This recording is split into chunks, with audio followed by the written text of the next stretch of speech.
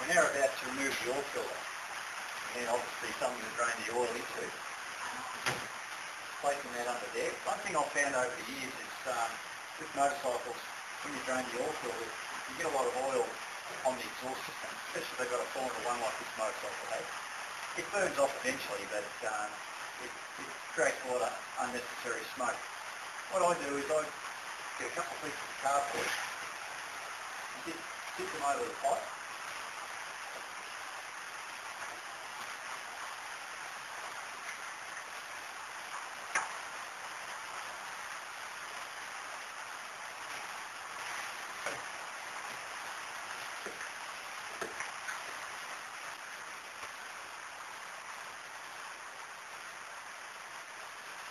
What that does is it stops the majority of the oil going in the pipes and getting into all the hooks and crannies and stains.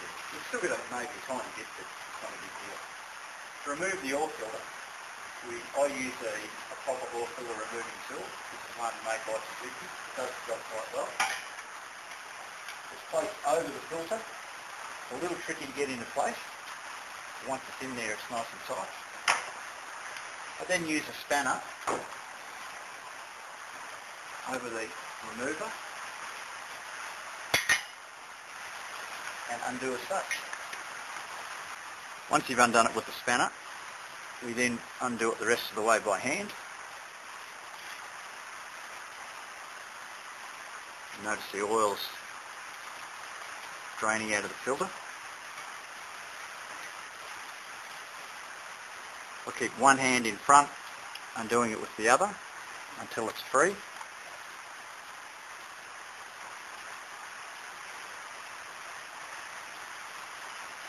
You see how, even though the cardboard fell off, we've got minimal amount of oil on the pipes now. There's a little bit there, but it's a lot better than it could have been.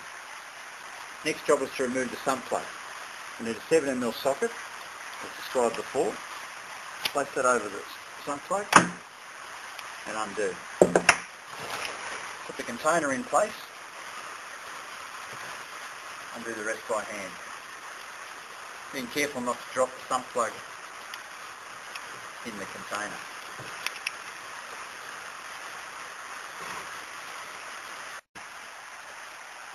This is the sump plug.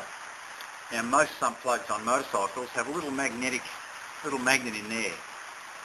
See that? What that does is it picks up any pieces of metal around the motor, only little minute bits that come off gears inside the motor, the clutch bar, etc. So they stop that being pushed around the motor and run through the camshafts and bits and pieces and bearings and stuff like that. It's always best to have a good look at that, make sure there's not too much on there. There's hardly any there, so that's fine. I usually give that a bit of a wash and give that a nice clean to get rid of anything that's on there, start afresh. To get the best results, it's good to let all the oil drain out of the engine. I usually let this happen over about half an hour. So you can go and get yourself a cup of coffee or do some other maintenance around the bike. We're now about to fit the oil filter. In order to do this, we need to put a smear of oil around the rubber O-ring in the oil filter.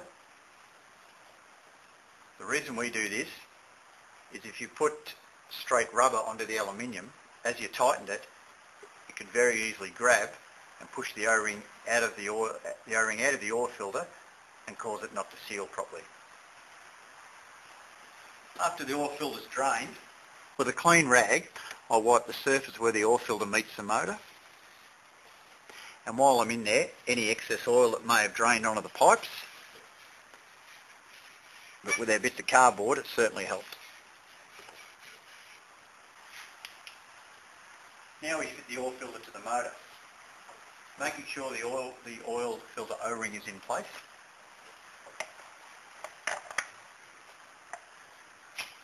We start the thread.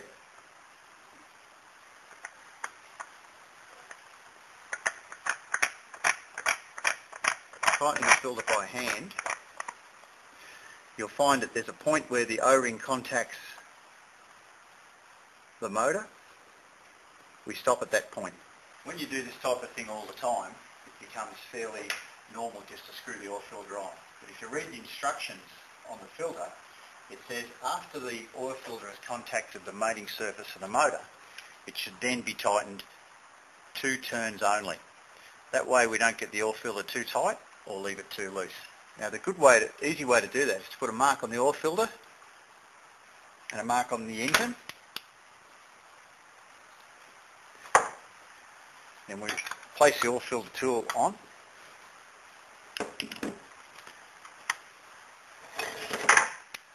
And we tighten that 2 turns.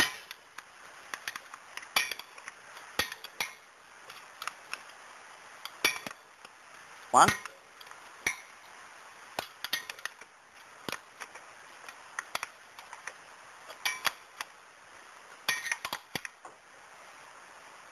Two.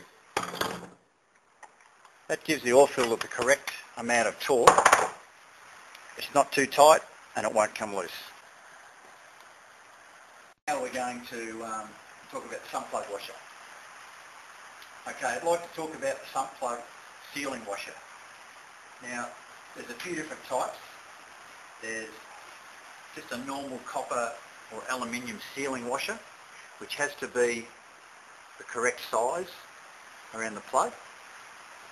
Or you can use a genuine Suzuki sealing washer. Now these are called a crush type washer. The reason they're called a crush washer is they start off that thickness.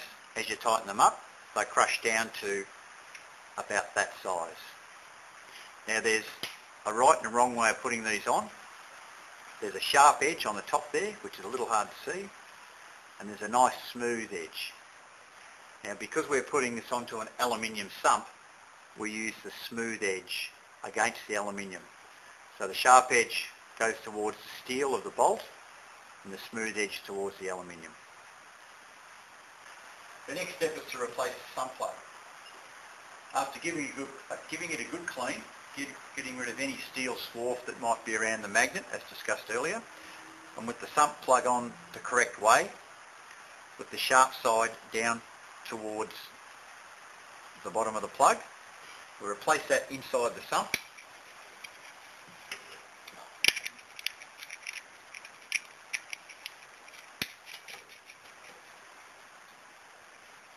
Tighten it with your fingers at first. Then we need to use a tension wrench to tighten the sump plug for the final